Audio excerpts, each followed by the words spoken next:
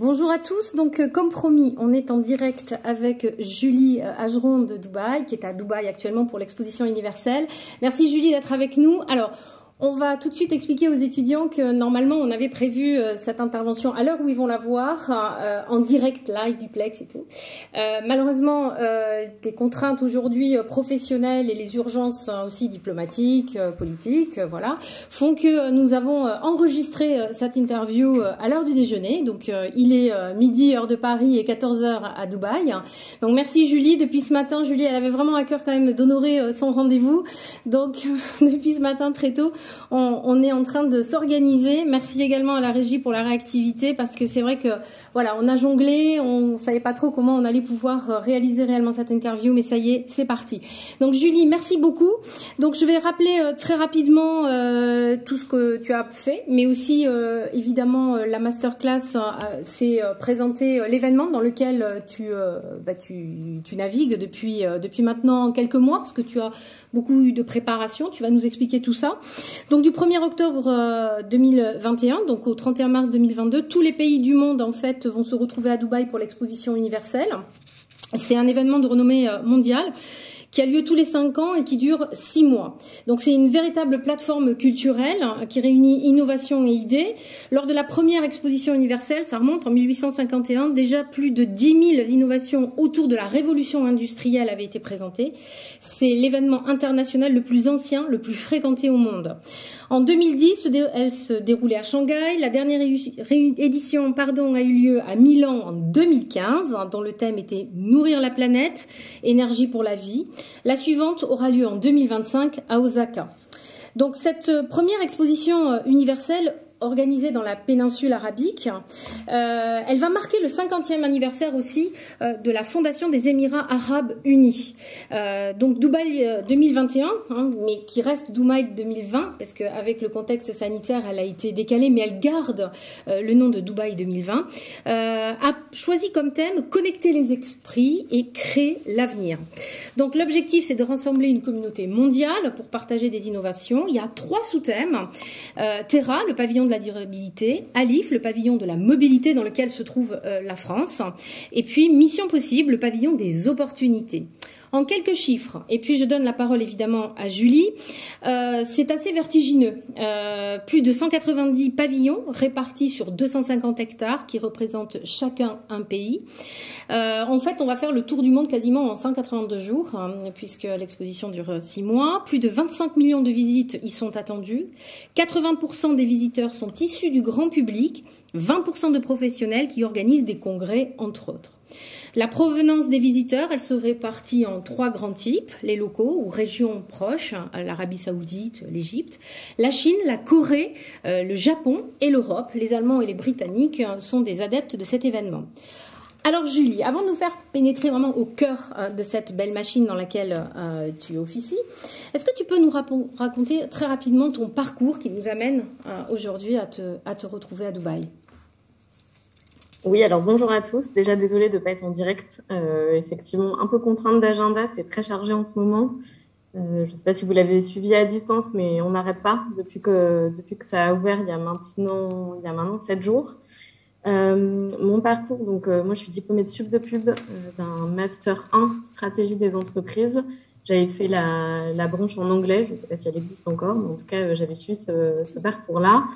Et j'avais profité de l'échange universitaire à l'étranger en partant à Sydney pour suivre des cours, là pour le coup, de Sciences Po et de Relations internationales. Et à mon retour, j'ai fait M1 et M2 en communication politique et publique à la fac. Et parce que je voulais vraiment évoluer dans le public. Et j'ai eu 2 expériences assez fortes et assez longues pour le coup. Une première au service du Premier ministre sur tout ce qui est la gestion des fonds européens. Donc j'étais la coordinatrice nationale de tous les fonds européens. Et ensuite, j'ai suivi au ministère de l'économie sur toutes les politiques publiques numériques et notamment la French Tech qui apparaît à l'écran en charge de la communication. Et là, depuis un peu moins de 2 ans, je fêterai ma 2e année le mois prochain, je m'occupe de la communication du pavillon France à l'exposition universelle.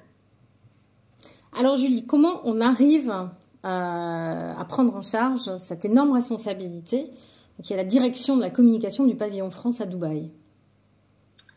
Alors, comment on arrive ici Il y a des réseaux, des créations de réseaux. Tes liens? C'est plein. En fait, c'est ça. Il y a beaucoup de relations. En fait, l'opportunité m'a été présentée parce que c'est une collègue de mon ancienne boss qui m'a présenté cette opportunité. Donc, en quoi il faut quand même vraiment tisser de bonnes relations dès le début dans tous ces boulots parce que clairement, ça sert. Parce que l'offre était pas ouverte. Donc, c'est vraiment, on m'a approché pour occuper ce poste-là. D'où l'importance de tisser de bonnes relations avec ses boss ou ses collègues. Ça, c'est un peu la première clé. Et ensuite, comment on prend un poste comme ça? Le poste, il est vertigineux, il est super ambitieux. Donc, c'est établir en fait tous ces objectifs. Moi, j'avais des objectifs d'image, bien évidemment, super forts, des enjeux liés aux problématiques politiques, aux problématiques sociales aussi de la région. Et donc, bien réussir à identifier ces enjeux-là pour savoir ensuite comment mettre en œuvre et apporter des réponses super concrètes, tant sur le volet média que sur le volet pub, que sur le volet réseaux sociaux, etc. Donc tu as été approché, tu as réfléchi ou tu t'es dit non, ça c'est l'opportunité de ma vie, il faut que j'y aille? J'ai pas réfléchi longtemps, j'ai pas réfléchi très longtemps. Alors déjà initialement ça devait être un 100 mètres, c'est devenu un marathon parce que comme tu le disais, un peu d'entrée de jeu, l'exposition elle a été reportée d'1 an. Donc moi là, initialement j'arrivais pour finalement finaliser un petit peu la mise en œuvre et ensuite passer directement à l'opérationnel en emménageant à Dubaï. La pandémie, comme pour beaucoup de monde, que ce soit étudiants, restaurateurs, mais dans toutes les boîtes, forcément ça a complètement bouleversé le quotidien. Et le fait qu'il y ait un report d'1 an, ça a complètement changé les enjeux. Déjà, les thèmes qui sont abordés, tu rappelais les thèmes, mais en fait, ils ont quand même été un peu revisités. Ils ont été repensés aussi, tant par les organisateurs que par la France. On en parlera peut-être après. Et donc, finalement, ça a été aussi ce travail-là d'arriver à se dire, OK, j'ai encore 1 an de travail, de préparation, sachant qu'on a quand même envie d'y être. Quand ça fait 1 an qu'on bosse sur le projet, on en a un peu marre, on a envie de le voir émerger. Donc ça a été difficile. Surtout, ça a été aussi un vrai challenge d'arriver à continuer à convaincre les partenaires. Après, je ne suis pas toute seule. On est une belle équipe. Là, maintenant, l'équipe s'est un peu agrandie. Donc, on est une petite trentaine pour toute l'équipe du pavillon France. On est 3 à la communication. Moi, je suis aidée par Guillaume et Emma qui travaillent avec moi. Et donc, on a œuvré aussi pour justement faire patienter, mais tant le grand public que nos partenaires, que nos parties prenantes, qu'elles soient publiques ou privées, pendant cette année supplémentaire. Donc, énorme challenge, ouais. Mais j'ai pas hésité longtemps, en tout cas, pour rejoindre l'aventure. C'est un beau projet. Puis, c'est quand même super de se dire qu'on fait déjà au-delà du poste, l'expatriation à Dubaï pendant 6 mois. Enfin, c'est super excitant, super excitant. Tu as fait donc des navettes Paris-Dubaï, j'imagine, pendant quelques mois. Comment tu as constitué ton équipe? Parce que voilà, l'enjeu est quand même très important. J'imagine que voilà, il y a un enjeu aussi politique, un enjeu de diplomatie. Donc comment un petit peu tout ça s'est mis en place pour toi? Alors l'équipe, l'équipe de 3, on est 3 à la com, donc on n'est vraiment pas nombreux, notamment comparé aux autres pavillons qui sont parfois 6, 7, voire une dizaine. Donc nous, on est vraiment équipe super resserrée.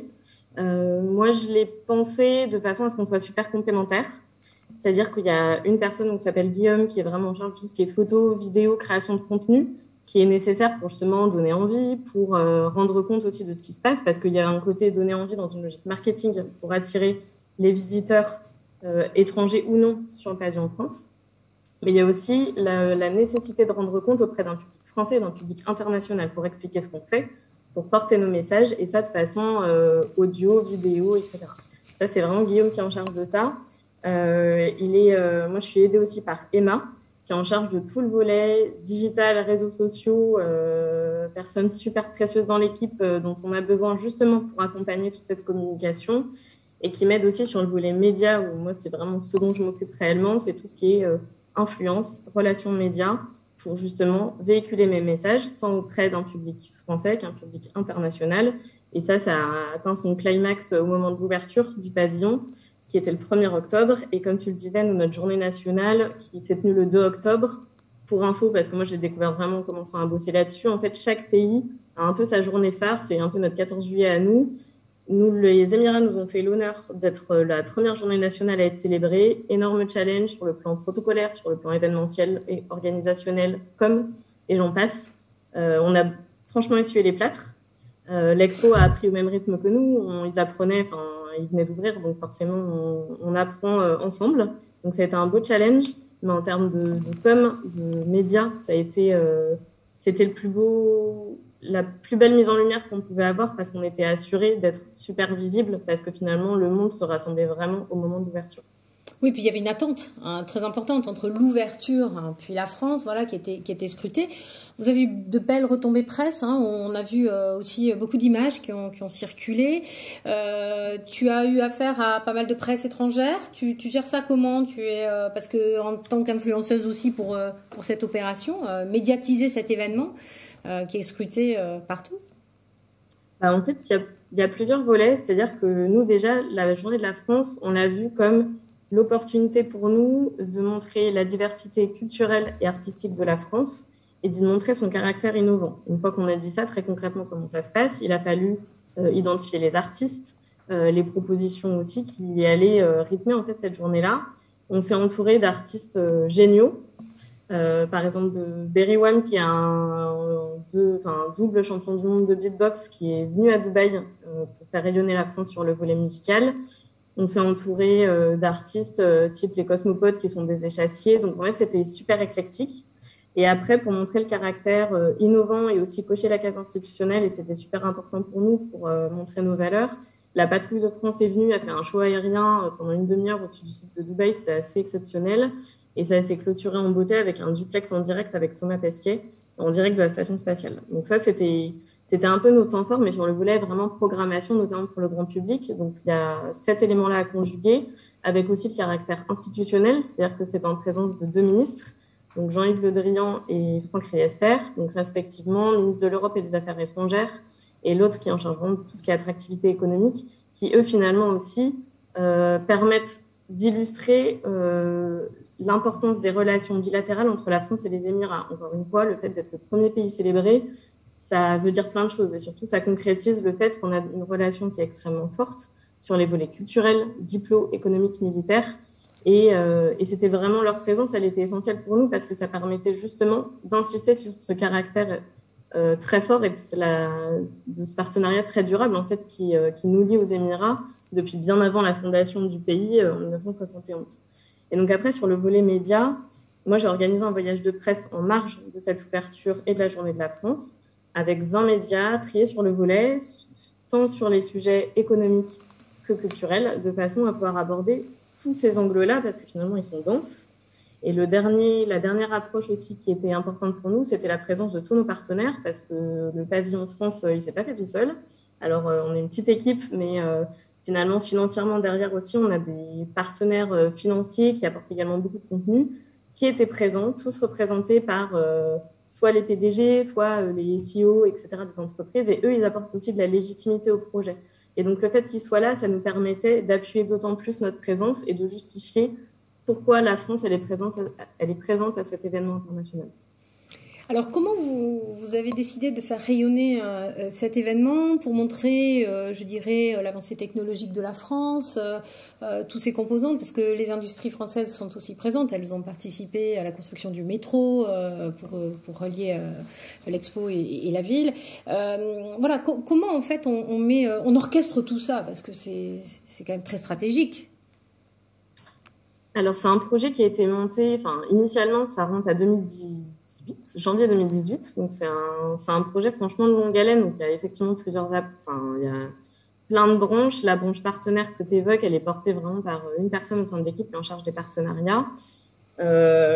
Sophie, j'ai envie de dire, elle a toqué aux portes de toutes les boîtes du CAC 40 et du SPF 120 pour savoir qui voulait faire partie du projet.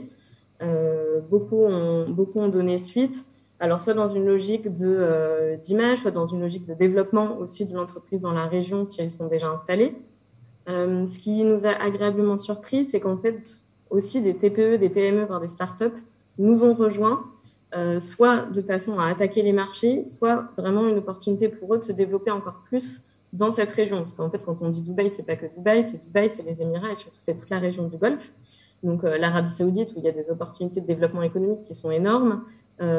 Dubaï a tissé, les Émirats ont tissé des accords de paix officiels avec Israël en novembre dernier. Donc, il y a un enjeu pour ces boîtes-là d'arriver à faire face aux gros concurrents, soit américains, chinois ou caucasiens, de façon à s'installer durablement et donc à développer leur marché. Donc, en fait, nous, la façon dont on l'a présenté, donc Sophie le présente auprès des partenaires actuels et potentiels, c'est de se dire, il faut voir le pavillon comme un tremplin pour vous. C'est un outil de rayonnement et c'est vraiment l'opportunité pour eux d'être visibles et surtout de s'associer à l'image de la France, parce qu'en fait, finalement, il y a de ça aussi, de façon à soit développer leur activité, soit attaquer de nouveaux marchés.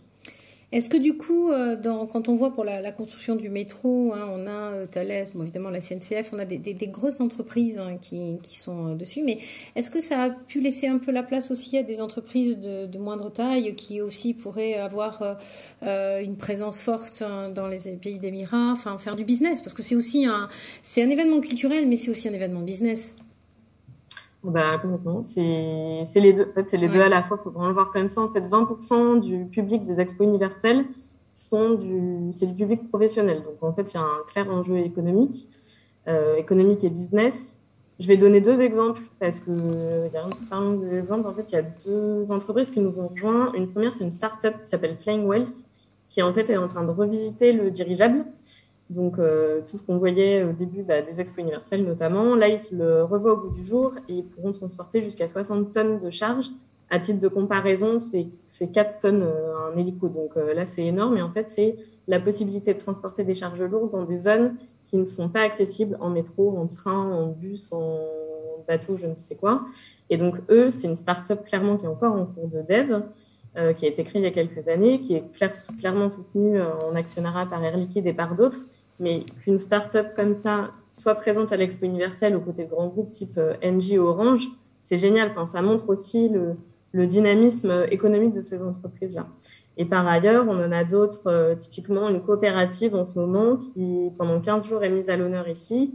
Donc, c'est une coopérative d'apiculteurs. Clairement, on n'aurait jamais pensé qu'une coopérative d'apiculteurs rejoigne le projet parce que eux, justement, veulent valoriser leur miel dans cette région du monde. C'est intéressant parce que ici, le miel, c'est la base de quasiment tous leurs plats. Et ils veulent justement mettre en avant le savoir-faire français. Donc, en fait, on passe vraiment de coopératives à des TPE-PME en passant par les startups jusqu'aux grands groupes. Donc, c'est très, très éclectique, mais ça permet de montrer vraiment le dynamisme économique de nos boîtes et surtout la volonté pour nous, Pavillon en tout cas, d'être au service de la relance économique. Et donc, du coup, effectivement, il n'y a pas que l'aspect technique, il y a l'aspect gastronomique, puisque vous avez fait venir une chef pâtissière. Donc, ça dynamise aussi, voilà, c'est une autre façon de voir le pavillon, la France aussi, on exporte notre gastronomie. Il n'y a pas que la technologie. Il n'y a pas que la technologie. En fait, les expositions universelles, il faut voir ça un peu comme un grand concours de beauté, comme dit mon boss assez souvent, où en fait chacun veut attirer plus de visiteurs et il veut montrer le plus beau de son pays. Nous, on a choisi aussi volontairement de ne pas être juste dans la tradition et dans l'histoire et dans le patrimoine, mais aussi de montrer quand même une vitrine innovante, technologique de ce qu'on peut avoir. Et donc, sur le volet un peu traditionnel, mais tout en cassant un peu les codes, on a une très belle marraine qui est notre ambassadrice qui s'appelle Jessica Pralpato, qui a été élue la meilleure chef pâtissière du monde en 2019, qui officie au Plaza Athénée aux côtés d'Alain Ducasse et donc qui travaille qu'avec des produits du terroir. Et donc, elle est venue à Dubaï il y a quelques mois pour justement repenser son dessert, penser un dessert signature du pavillon France et qui est disponible au pavillon pendant les 6 mois. Alors, c'est aussi être présent sur cet événement pour la France, c'est un gros investissement. Ce pavillon aussi, il a été pensé de façon durable et il va être aussi, normalement, il pourra être réutilisé, il va revenir en France, il est entièrement démontable. Est-ce que tu peux nous expliquer un petit peu comment il a été choisi, il a été fabriqué finalement quelque part? Parce qu'il y a un gros phénomène aussi... voilà, de réutilisation des matériaux et ne pas juste tout jeter après, quoi. Oui, en fait, les deux cabinets d'architectes du pavillon, ce sont Salmiquier et Grabier Architectes et l'atelier Pérez Prado. Et initialement, et c'était l'une des commandes, il fallait que le pavillon soit 100% écolo, entièrement démontable et pouvant avoir une seconde vie. Pour ce faire, il est quasiment autonome en énergie avec des tuiles solaires qui sont présentes sur l'ensemble du bâtiment, donc avec 2500 m² de tuiles solaires. Il y a une réutilisation des eaux usées, etc. Et donc ça, finalement, c'est un travail qui a été mené par les archis dès le début. Et il aura une seconde vie à partir de 2023-2024 parce il sera reconstruit en l'état sur le campus du CNES à Toulouse, donc le Centre national d'études spatiales.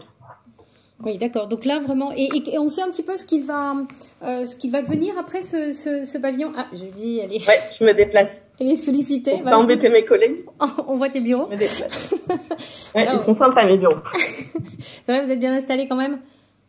Ça va. Désolée, est-ce que vous... Ouais, pour nous, c'est nickel. Voilà. Donc, voilà. Parfait, excusez-moi. Non, il n'y a pas de souci. Les étudiants vont voir, effectivement, que tu es vraiment avec nous. Voilà, alors, exactement. Ouais, dis-nous, ce pavillon, il a pour vocation, après, être réutilisé pour faire quoi? On a une idée, déjà, ou pas vraiment? Et pourquoi, alors, Toulouse, parce que Thomas Pesquet, parce que l'aviation, parce que les technologies? Alors en fait, le CNES, déjà, c'est un partenaire vraiment privilégié du pavillon France. On travaille avec eux depuis plusieurs années déjà. Ils sont présents dans l'exposition permanente où ils proposent en fait une petite vidéo assez immersive sur une sensibilisation à l'exploration spatiale. Ils organisent également de nombreux événements pendant tous les 6 mois sur la sensibilisation à la recherche scientifique, à l'espace. Donc on travaille déjà beaucoup avec eux. Et par ailleurs, comme Thomas est un de nos 2 ambassadeurs aux côtés de Jessica, c'est vrai qu'on est en échange permanent avec eux. Et comment ça s'est fait, pour vous dire les coulisses? En fait, mon responsable a échangé avec l'ancien président du CNES qui a quitté ses fonctions depuis. Et en fait, le CNES, dont le siège se trouve à Toulouse, leur campus universitaire, cherchait depuis maintenant 7 ou 8 ans un espèce de bâtiment totem pour accueillir leurs événements. Donc, c'est plutôt vraiment un lieu événementiel. Ils cherchaient désespérément quelque chose et finalement, au cours d'une discussion, lorsqu'on cherchait en fait à faire vivre le pavillon après l'expo, ça s'est présenté assez naturellement en disant « Ok, qu'est-ce que t'en fais ?»« Ok, je ne sais pas encore, et très bien. On le prend et on démonte et on remonte tout à Toulouse. Donc on pourra le voir à partir de 2023-2024, le temps que ce soit reconstruit. » Oui, donc on lui donne vraiment une seconde vie. Et ça faisait partie Absolument. Du cahier des charges, vraiment. Ça faisait partie du cahier des charges et surtout c'est la première fois en fait qu'on arrive à donner vraiment une seconde vie à un pavillon. Et puis nous, ça nous permet. C'était essentiel à partir du moment aussi où on dit qu'on est l'expo.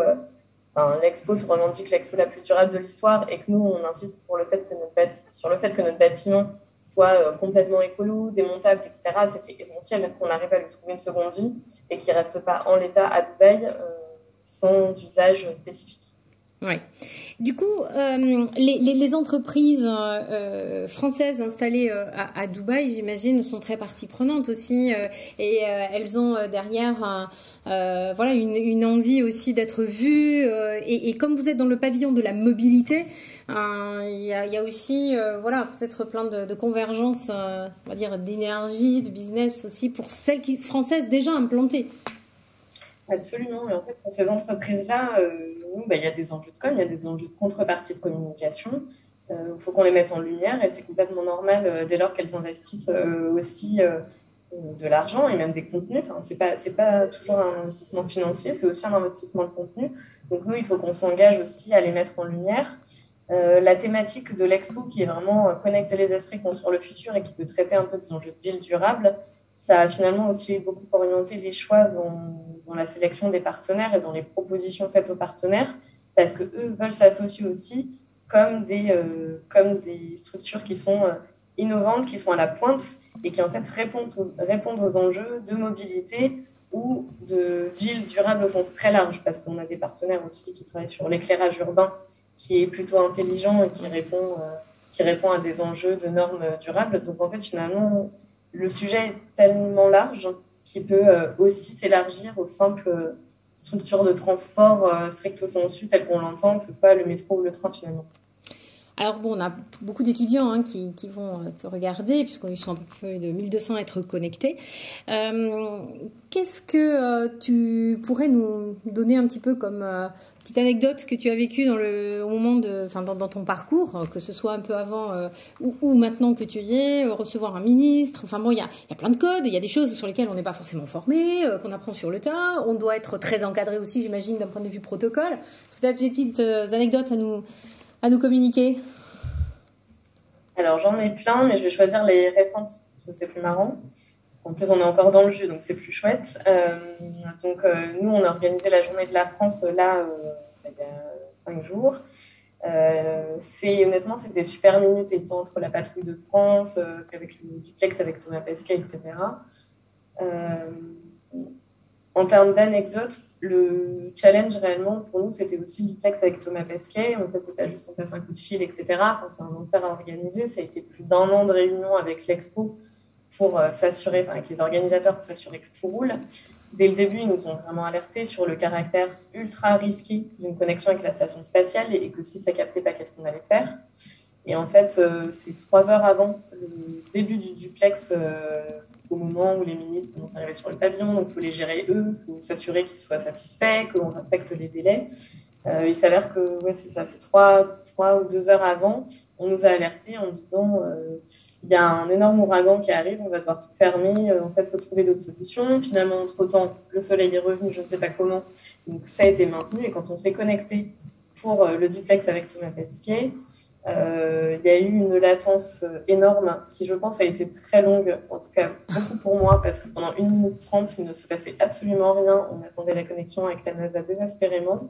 Et tout le monde, c'est-à-dire à peu près 1 millier de personnes qui étaient réunies là, ministre inclus, attendait désespérément que Thomas apparaisse. Et là, il y a eu un très, très grand moment de solitude. Très, très grand moment de solitude où je me suis dit, ah mince, ça y est, tout tombe à l'eau, c'est le climax de ma journée et tout tombe à l'eau. Finalement, ça s'est bien terminé. Mais c'est vrai que ça a été le moment assez stressant de la journée où on ne savait plus trop comment ça allait vraiment se terminer. Et finalement, tout est rentré dans l'ordre, le Wi-Fi a marché, etc. Mais après, c'est plein d'imprévus avec des venues institutionnelles qui n'étaient pas programmées. Donc, il faut s'organiser. Et après, clairement, moi, je ne suis pas du tout toute seule. Il y a quelqu'un qui est en charge du protocole, il y a quelqu'un qui est en charge des partenaires. Donc, on travaille ensemble, on travaille de concert. Et c'est essentiel parce qu'en fait, on a beau être une petite équipe, le site de l'Expo, il est immense. Ça fait 4 km et demi. Donc, finalement, pour aller d'un point à l'autre, c'était infernal. Et donc, il a fallu faire preuve de vachement de coordination et beaucoup de souplesse. Moi, mon équipe, elle était 4 coins de l'Expo sous 50 degrés pour prendre des photos, pour rendre compte de ce qui se passait. Donc, ça a été une journée très, très, très compliquée, super challengeante pour tout le monde. Mais on en est sorti lessivé, mais content. Bon, tu nous as challengé aussi aujourd'hui, donc finalement. Ça continue. Voilà. Donc effectivement, tu vis une très belle expérience. Je pense que c'est bien de la partager avec nos étudiants. Tu envisages la suite comment aujourd'hui? Est-ce que tu sais un petit peu ce que tu vas faire dans 6 mois? Est-ce que tu as envie d'autre chose? Est-ce que tu as envie de rester dans cet univers dans lequel visiblement tu t'épanouis et tu fais plein de choses? Comment tu envisages la suite? Je ne sais pas. Je ne sais pas, et je pense que c'est pas grave de ne pas savoir. Déjà, moi, on m'a toujours dit dans mes études, il faut savoir où on va, et franchement, parfois, ça fait du bien aussi de laisser les choses se faire. J'en ai encore pour 6 mois ici. Ce boulot, en fait, il est assez incroyable parce que ça permet aussi de tisser des opportunités professionnelles assez incroyables parce qu'on est en contact, comme tu le disais, de ministres, au contact d'entreprises, au contact d'artistes. Parce qu'on n'en a pas parlé, mais c'est une vraie plateforme culturelle aussi, ce pavillon, avec des artistes comme, je sais pas moi, Jean-François Rosier, comme Stéphane Danèche, qui sont présents et qui exposent ici pendant 6 mois. Donc en fait, on est au contact d'énormément de structures et j'avoue ne pas savoir ce que je fais après et c'est génial de ne pas savoir. Je pense que je vais quitter le public pour aller dans le privé, mais alors où, comment, quand, à quel endroit du monde, c'est encore le point d'interrogation, il y a encore le temps d'y réfléchir. Mais après 10 ans de boulot, ça permet aussi de se poser un peu pour savoir comment on veut se réorienter. Est-ce que je vais toujours rester dans la communication? Je ne pense pas. Donc il y a pas mal d'interrogations qui se créent, qui remontaient déjà avant Dubaï, mais qui commencent un peu à s'affiner aujourd'hui. Mais j'ai l'étranger là où je devais aller et là ce que je devais faire. Et là, pour une fois, je laisse un peu une part d'inconnu. Et c'est ça qui est bien. Ouais, éventuellement continuer une carrière à l'international ou revenir plutôt sur le territoire français, ouais. Et pourquoi pas? Franchement, pourquoi pas? Pourquoi pas? Je repratique l'anglais et j'ai l'impression que je me débrouille, donc pourquoi pas? Je pense que tu dois bien te débrouiller, oui, effectivement. Sans chauvinisme, le pavillon français, c'est le plus beau? Il est magnifique de nuit. Si vraiment pour être objective, il est magnifique de nuit. En fait, on travaille sur la thématique de la lumière. Donc, il est sublimé de nuit. Enfin, il faut aller sur nos réseaux sociaux, là, que Emma anime tous les jours, etc. Il est vraiment magnifique de nuit. Sur le plan architectural, moi, il y a d'autres pavillons que je trouve sublimes. Malheureusement, pour l'instant, j'ai toujours vu que l'architecture. Je ne suis pas encore rentrée parce que j'ai même pas eu le temps. Mais le pavillon de l'Arabie Saoudite, par exemple, c'est une prouesse architecturale. Il y a des très, très beaux pavillons qui sont créés par les organisateurs aussi. C'est génial. Et dans le cœur du pavillon, moi, ce que je trouve génial, en tout cas sans chauvinisme, c'est qu'il est super éclectique. C'est qu'on arrive à présenter des artistes qui ne sont pas forcément connus du grand public, qui ne sont pas familiers à toutes et tous.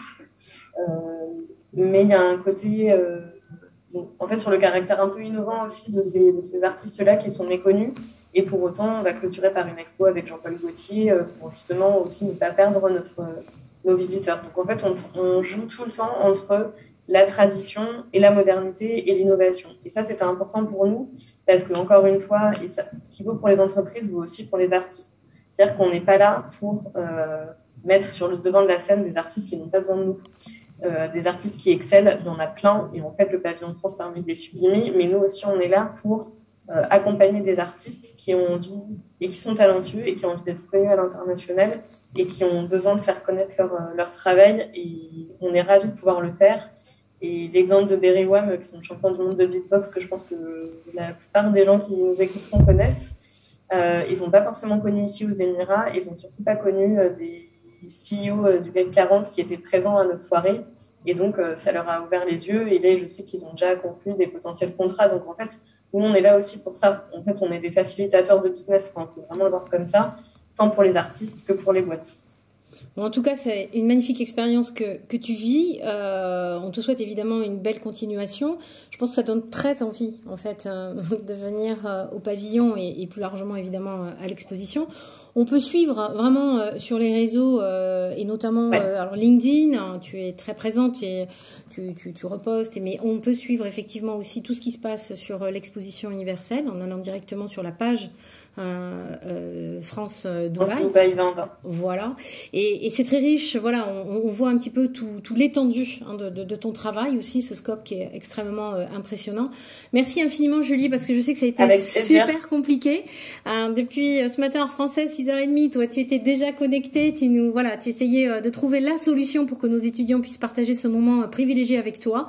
Merci infiniment, vraiment du fond du cœur. Avec plaisir, et s'ils ont des questions, enfin si vous avez des questions, n'hésitez pas à m'envoyer un mail. Voilà, moi je suis dispo, avec plaisir. Donc, désolée pour pas du coup.